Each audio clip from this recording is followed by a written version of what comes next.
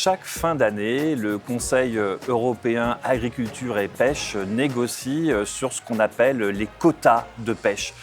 C'est un terme un peu barbare qui en fait intéresse énormément la filière pêche française, très importante, notamment dans l'ouest de la France, région que connaît bien Ouest France. Et donc c'est pour ça que dans cette émission Europe du mur des podcasts, nous avons décidé ici en direct du Parlement européen à Strasbourg, nous sommes à côté de l'hémicycle et si vous voulez nous voir en vidéo exceptionnellement, vous pourrez le faire sur le site de Ouest France. C'est pour ça que dans cette émission Europe, nous avons décidé d'inviter une eurodéputée qui est membre de la commission pêche, Isabelle Le Callennec. Isabelle Le Callennec, bonjour. Bonjour. Alors vous êtes une élue des Républicains, vous faites partie du principal groupe de l'hémicycle, le Parti populaire européen, et vous êtes de Vitré. Alors Vitré n'a pas de frontière avec la mer, on est d'accord, mais c'est quand même une région de l'Ouest et c'est des thématiques que vous connaissez bien. Est-ce que vous pourriez déjà dire à nos auditeurs qui ne connaissent pas tout forcément le principe de ces quotas de pêche, etc., l'Europe, elle s'occupe de la pêche aussi? Oui, bien sûr, c'est une politique qui est extrêmement intégrée, la politique commune de la pêche. Comme vous l'avez dit, moi je siège dans cette commission, on est à peu près une trentaine et nous représentons toutes les sensibilités politiques. Si je l'ai choisi, c'est parce que je suis bretonne, que je suis également conseillère régionale de Bretagne et que nous avons des enjeux très importants en matière de pêche. Oui, et les quotas de pêche, c'est important parce qu'en gros, quand on fixe un quota, ça veut dire que nos pêcheurs, ensuite, ne vont pas pouvoir pêcher plus que ça. Quel est l'intérêt de limiter les pêches des pêcheurs en général ? Alors, l'objectif, c'est celui du développement durable, c'est-à-dire qui concilie le développement économique, la protection de l'environnement, en l'occurrence les océans et la mer, et évidemment le social, le travail et toutes les entreprises. Donc, dans cette politique commune de la pêche, qui est gérée au niveau européen, on établit chaque année, en fait, ce qu'on appelle des TAC, c'est-à-dire des totaux admissibles de capture. Oui, alors, chers auditeurs, si vous cherchez sur Internet, il faut taper TAC pêche, et là, vous trouverez exactement de quoi on parle. Exactement, on parle de TAC et quotas, c'est-à-dire qu'en fonction de ce qu'on observe dans les océans et dans les côtes de nos différents États membres, on établit, et en l'occurrence les scientifiques, établit en fait la ressource halieutique qui peut évoluer d'une année sur l'autre et en fonction de cela détermine, donc avec des mesures très précises, ce qu'on peut continuer à pêcher, ce qu'il faut pêcher moins pour simplement préserver la ressource. Et donc chaque année, les ministres de la mer des différents États membres, sur la proposition donc, de la Commission européenne avec ses avis scientifiques, fixent les quotas et c'est très attendu évidemment de la part des pêcheurs puisque c'est ce qu'ils vont pouvoir pêcher et donc ça correspondra à leur chiffre d'affaires. Oui, parce que en fait, on se dit que quand on fait de la pêche, on ne peut pas savoir à l'avance avec nos filets qu'est-ce qu'on va prendre dans nos filets de pêche. Je veux dire, quand les bateaux lâchent leurs filets en mer, ils prennent à la fois différents types de poissons.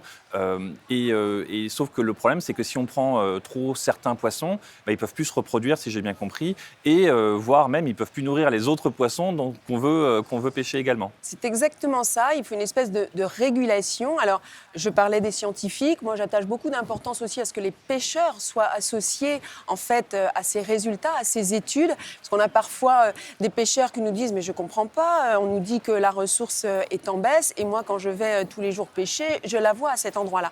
Donc moi, au sein de la commission de la pêche, je voudrais vraiment qu'on travaille à ce qu'il y ait un consensus entre les acteurs, les pêcheurs et l'ensemble de la filière et effectivement ceux qui ont à décider de ces quotas et de ce qu'on peut pêcher.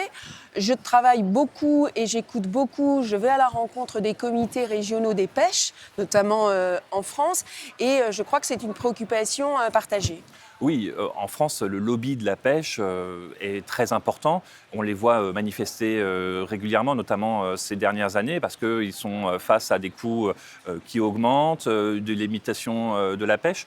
Mais pour autant, je crois qu'il y avait une ancienne eurodéputée qui disait l'important, c'est aussi de protéger non seulement les pêcheurs, mais également de protéger les poissons, qui ne peuvent pas, eux, être un lobby en tant que tel. Donc c'est pour ça que vous avez un échange avec les scientifiques, mais vous n'êtes pas obligé de suivre à la lettre ce que proposent les scientifiques, par exemple. On n'est pas obligé, mais globalement, c'est vrai que la Commission européenne propose ce qu'on appelle des plans de gestion. Et je crois qu'il y a consensus pour dire que c'est nécessaire, ces plans de gestion, à condition d'associer les acteurs que sont les pêcheurs.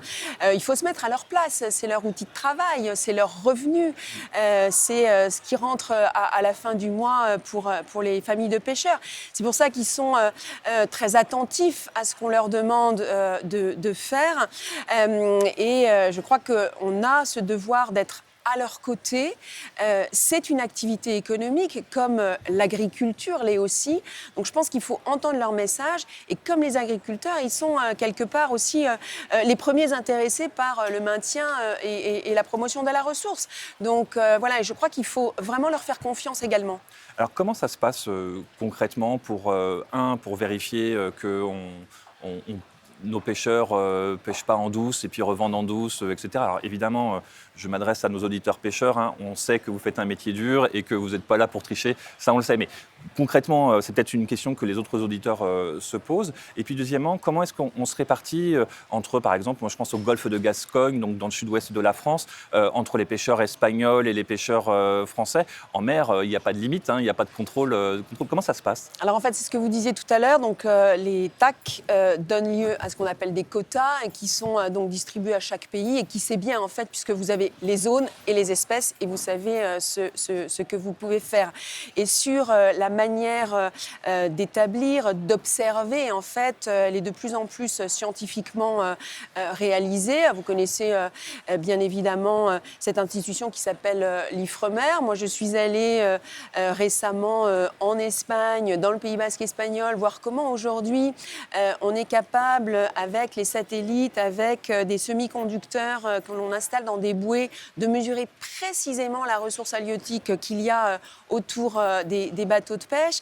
Il y a un gros travail qui est fait actuellement pour moderniser la flotte. Vous savez, et vous en parliez, les charges sont importantes, les charges de carburant. Donc dans la commission de la pêche en particulier, et c'est ce à quoi je vais m'employer, on va essayer de travailler sur cette question de la modernisation à la fois des navires, mais aussi des engins de pêche, puisqu'il y a des discussions sur la manière d'utiliser parfois les engins à bord des bateaux. Alors les associations environnementalistes disent souvent qu'on ne va pas assez loin dans la protection des quotas et qu'on risque de tuer un peu le terrain et qu'on n'aura plus assez de poissons derrière. Mais j'ai l'impression que surtout ce qu'elles reprochent aujourd'hui à l'Union européenne, c'est une sorte de manque de transparence. Les échanges, des fois, au niveau du Conseil ou au niveau de la Commission avec donc, le Conseil international pour l'exploration des mers, cet organe scientifique, le CIEM, justement, on n'a pas forcément accès à tout ça. Moi, en tant que journaliste, non plus. Est-ce que vous, en tant que parlementaire, vous avez plus accès à ces données-là? Est-ce que c'est quelque chose sur lesquels vous rejoignez ces associations? Alors moi, je vais y veiller parce que ça fait très peu de temps, finalement, que je suis membre de la Commission de la pêche. Vous avez été élu en 2024. J'ai été élu en juin 2024 et c'est une des premières questions que je me suis posée. En fait, très important ces observations, très important chaque année, en fait, ce système des quotas. Et donc, il faut que ça repose sur de l'objectivité et encore une fois que ce soit partagé. Donc oui, il faut de la transparence. Il faut aussi lutter parce que je pense que la pêche européenne, la pêche française est une des plus observées dans le monde, une qui a le plus de normes à respecter. On doit aussi, vous l'évoquiez, travailler sur la lutte contre la pêche illégale, oui, il y a certainement de la triche. Je pense vraiment que ça se passe plutôt au niveau des pays tiers qu'au niveau de la pêche européenne qui est hyper contrôlée. En dehors de l'Union européenne. Contrôlée, voilà. Et la pêche française n'est pas la même que la pêche néerlandaise, qui est beaucoup plus axée sur des grands bateaux, des techniques de pêche plus scientifiquement poussées, mais qui sont parfois très difficiles pour l'environnement, qui détruisent beaucoup, alors que la pêche française, qui est un peu plus artisanale notamment, elle, pour le coup, correspond bien à cette envie de protéger l'environnement qu'a l'Union européenne. Nous avons les deux. Personnellement, moi, je n'oppose pas la pêche côtière, la pêche artisanale et la pêche qui nourrit plus massivement. Il faut quand même savoir que les consommateurs vont acheter le poisson en majorité quand même dans la grande surface. Donc, il faut aussi du volume. Moi, je souhaite et je lance un appel pour qu'on consomme du poisson, si possible du poisson européen et encore mieux du poisson français. Il faut savoir qu'on importe en France 80% des espèces que l'on consomme. Et donc, moi aussi, j'ai envie qu'on consomme des produits qui sont pêchés par nos pêcheurs. Donc oui, n'opposons pas. Et oui, assurons-nous que ce soit évidemment pour la pêche côtière, la pêche artisanale ou la pêche industrielle, qu'elle respecte les océans. Il a été question, et ça va être mis en place dans les 5 ans qui viennent, d'un pacte pour les océans. Se crée ici au Parlement européen un intergroupe sur les océans. On ne parlera pas que de la pêche, mais en tous les cas, moi j'ai souhaité en être membre parce que je pense qu'il faut qu'on ait une approche globale et comme je le disais en préambule, de développement durable. Alors, dernière question rapide. Est-ce qu'on peut considérer que le principe de ces quotas de pêche, ça a été plutôt bénéfique pour nos stocks halieutiques, pour les poissons? Est-ce qu'ils ont pu se refaire une santé grâce à cela? Est-ce que c'est quelque chose de positif ou pas selon vous? Oui, bien sûr, ça a été prouvé. Donc des plans de gestion, il en faut. S'entendre effectivement sur, et on va le voir là, je pense malheureusement qu'on va avoir un stock de langoustines par exemple, et on est très concerné, qui va être en perte de vitesse, et je pense que les quotas langoustines là vont baisser. À l'inverse, souvenez-vous du thon rouge qui a été interdit dans les années 2000. Eh bien, le thon rouge a de nouveau prospéré et on peut de nouveau le pêcher. Donc, ce qu'on demande, ce qu'on espère, si c'est possible, c'est d'avoir un petit peu plus de visibilité dans le temps, parce que chaque année, et seulement chaque année, ça donne une visibilité qui est assez faible pour les pêcheurs qui doivent investir. Je parlais de renouvellement de la flotte. Si vous voulez investir dans un bateau, ça coûte quand même parfois plusieurs centaines de milliers d'euros, voire de millions. Donc vous avez besoin d'avoir de la visibilité sur votre chiffre d'affaires. Donc voilà, c'est ça qu'il faut essayer d'améliorer et on va s'y employer à la Commission de la pêche. Eh bien, écoutez, chers auditeurs, c'est la fin de cette émission Europe du mur des podcasts. J'espère qu'on vous aura intéressé avec Isabelle. J'espère aussi consommer du poisson européen, français, breton, Grand Ouest. Voilà, et n'hésitez pas à prendre le label durable aussi, pêche durable, MSC, je crois que ça s'appelle. Exactement. Qui permet justement de vous assurer que ces poissons respectent justement les quotas, etc. N'hésitez pas non plus, chers auditeurs, à partir à la pêche aux étoiles sur votre plateforme de podcast, à mettre 5 étoiles à ce podcast. Ça nous permet d'être le plus visible possible. Alors, vous êtes de plus en plus nombreux à nous suivre, ça c'est génial, mais pour que l'algorithme de Spotify ou des autres plateformes nous perçoivent mieux, n'hésitez pas à commenter et à mettre en avant ce podcast sur votre plateforme. Merci beaucoup Isabelle de Callennec. Je vous en prie, merci. Au revoir et à bientôt. À bientôt.